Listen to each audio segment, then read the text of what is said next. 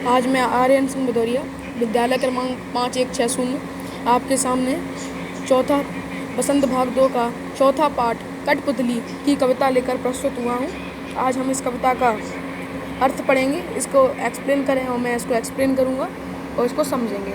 तो चलिए शुरू करते हैं इस पाठ को। पाठ का नाम है कठपुतली। कठपुतली किसके द्वारा लिखी गई है? भवानी प्रसाद मिश्र लेखक के द्वारा लिखी गई है। भवानी प्रसाद मिश्र, तो ये इसके लेखक हैं, लेखक जो भी। तो अब इसका नाम क्या है? कठपुतली, यानी कि काठ की एक पुतली। काठ की पुतली यानी पुतला, यानी कि जो भी खिलौना होता है वो, और कठ यानी कि काठ, यानी कि लकड़ी की जो पुतली होती है उसे बोलते हैं कठपुतली, जो कि जिसे हम बोलते हैं कठपुतली, यानी कि कठ धन पुतली। कठधन पुतली बराबर कठपुतली।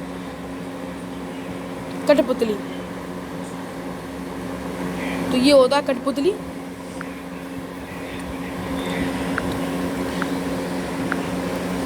तो ये तो मैंने इसका ये समझाया था, इसका क्या नाम है और इसका नाम का क्या अर्थ निकलता है। ऐसे काफ़ी सारे अर्थ होते हैं कठपुतली से। कठपुतली और ऐसे कुछ भी, कोई भी, मतलब कि ऐसे यानी कि कुर्सी जैसे कि काफ़ी सारी चीज़ें होती हैं, ऐसे कि काठ की टेबल, ऐसे करके हम नाम बनाते हैं। उसी से ये बना है ऐसे करके कठपुतली, यानी कि काठ की जो पुतली है उसे हम क्या बोलते हैं? कठपुतली, यानी कि काठ की पुतली। तो चलिए इसको पढ़ते हैं, इसमें क्या लिखा गया है। कठपुतली गुस्से से उबली, बोली ये धागे क्यों हैं मेरे पीछे आगे। कठपुतली गुस्से से उबली, यानी कि कठपुतली को गुस्सा आया और क्या बोली? ये धागे क्यों हैं मेरे पीछे आगे, यानी कि ये आपको धागे यहाँ पर दिख रहे हैं, ये इसके बारे में बोलती है कि ये धागे क्यों हैं मेरे पीछे आगे। पूछती है कि ये धागे क्यों मेरे पीछे आगे लगे हुए हैं। फिर बोलती है, उसके बाद में बोलती है, इन्हें तोड़ दो, मुझे मेरे पाँव पर छोड़ दो, यानी कि ये जो धागे हैं इनको तोड़ दो, ये धागों को काट दो और मुझे जो मेरे पाँव हैं, मेरे जो खुद के पैर हैं, उन मेरे पाँव पर छोड़ दो। फिर से रिपीट करते हैं एक बार। कठपुतली गुस्से से उबली, बोली ये धागे क्यों हैं मेरे पीछे आगे।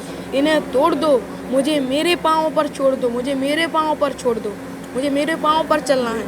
अर्थात कठपुतली गुस्से से उबली, कठपुतली को गुस्सा आया और गुस्से से उसका सिर गर्म हुआ और बोली ये धागे क्यों हैं मेरे पीछे आगे।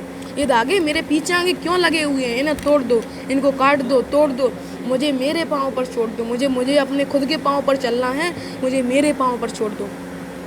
मुझे आशा है आपको समझ में आ गया हो। नेक्स्ट पर चलते हैं। सुनकर बोली और कठपुतलियाँ कि हाँ बहुत दिन हुए हमें अपने मन के छंद छुए। अर्थात सुनकर बोली और कठपुतलियाँ, यानी कि इसे सुनकर और कठपुतलियाँ भी बोली कि हाँ बहुत दिन हुए हमें अपने मन के छंद छुए, यानी कि हमें अपने मन के छंद छुए से तात्पर्य है हमें अपनी मन की खुशी नहीं मिली है। हमने अपनी मन की खुशी नहीं ली है, हम इतने दिनों से झेल रहे हैं, मतलब कि हम कभी भी अपनी इच्छा के अनुसार कोई काम नहीं कर पा रहे हैं, हमें अपनी मन की खुशी नहीं मिल पा रही है, हम हमेशा मतलब ऐसे बने रहते हैं। सुनकर बोली और कठपुतलियाँ कि हाँ ये बहन सही बोल रही है, बहुत दिन हुए हमें अपने मन के छंद छुए, यानी कि काफ़ी दिन हो चुके हैं हमने हमारे मन के छंद नहीं छुए। अर्थात मन के छंद छुए से तात्पर्य यह है कि बहुत दिन हुए हमें अपनी मन की इच्छा अनुसार हमने कोई भी अपना काम नहीं किया है। तो मैं एक और बात उसको रिपीट कर देता हूँ। सुनकर बोली और कठपुतलियाँ, उसने जब कहा, क्या सुनकर बोली कि क्यों हैं ये धागे मेरे पीछे आगे, मुझे छोड़ दो, इन्हें तोड़ दो, मुझे मेरे पाँव पर छोड़ दो, यानी कि अर्थात इससे ये तात्पर्य निकलता है, इस बात को सुनकर, ये जो बात है इस बात को सुनकर और कठपुतलियाँ भी बोली कि हाँ ये धागे हमें भी अब बहुत दिन हुए अपने मन के छंद छुए, मतलब हम अपनी मन की खुशी के अनुसार कोई काम नहीं कर रहे हैं। हमें अभी अपने पाँव पर छोड़ दो, हमें भी अपने पाँव पर छोड़ दो। सुनकर बोली और कठपुतलियाँ, इसी को सुनकर बोली और कठपुतलियाँ, यानी कि उसकी बात को सुनकर और कठपुतलियाँ बोली कि हाँ, हम बहुत दिन हुए हमने अपने मन के छन छुए, अर्थात बहुत दिन हो गए हैं हमने अपने मन के कोई भी यानी कि अपने इच्छा अनुसार कोई काम नहीं किया है, हमने अभी खुशी से कोई काम नहीं किया है। मगर पहली कठपुतली सोचने लगी, ये कैसी इच्छा मेरे मन में जगी। अब आप सोच रहे होंगे कि ये कैसी इच्छा मेरे मन में जगी, तो इसका अर्थात ये है, इसका ये इसमें ये भाव ऐसे व्यक्त क्यों कर रही है, इसका तात्पर्य यह है कि ये क्या बोल रही है, ये कैसी इच्छा मेरे मन में जगी, यानी कि वो अपनी तो जवाबदारी ले सकती है कि हाँ मैं तो आज़ाद होंगी, लेकिन वो और लोगों की जवाबदारी कैसे ले सकती है। जैसे कि आप स्कूल में रहते हैं, स्कूल में जनरली आप लोग बोलते हैं अपने क्लासमेट से कि अरे भाई वो नहीं आ रहा है तो मैं भी नहीं आऊँगा स्कूल में पढ़ने के लिए, मेरा भी मन नहीं लगता अकेले। यानी कि हमेशा ये टीचर पढ़ाते रहते हैं, होमवर्क देते रहते हैं, तो मैं भी नहीं पढ़ा करूँगा। तो एक दूसरे को देख के वो भी मना कर दिया। तो अब जो पहली बार अब्सेंट हुआ, जो पहली बार जिसने ये बात कही, उसके कारण ना सारे गए, तो जब वो इंजाम लगेगा तो उस पर लगेगा। इसीलिए वो बोलती है कि मैं अपनी तो जवाबदारी ले सकती हूँ, मैं अपना तो खर्चा उठा सकती हूँ, लेकिन इन लोगों को कैसे खड़ा करूँगी, क्योंकि उसके पाँव में चलने की शक्ति नहीं है, उसके पास चलने की ताकत नहीं है।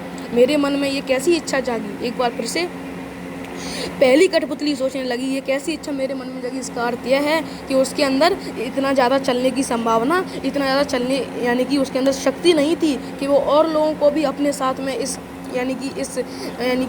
अपने पाँव पर खड़े होने के लिए मतलब कि करे, और वो उसके अंदर खुद भी अपने को ताकत नहीं थी। वो ये सोच रही थी कि मैं अपने आप का तो उठा सकती हूँ, लेकिन इन सबको कैसे करूँगी, तो इसके लिए ये बोलती है।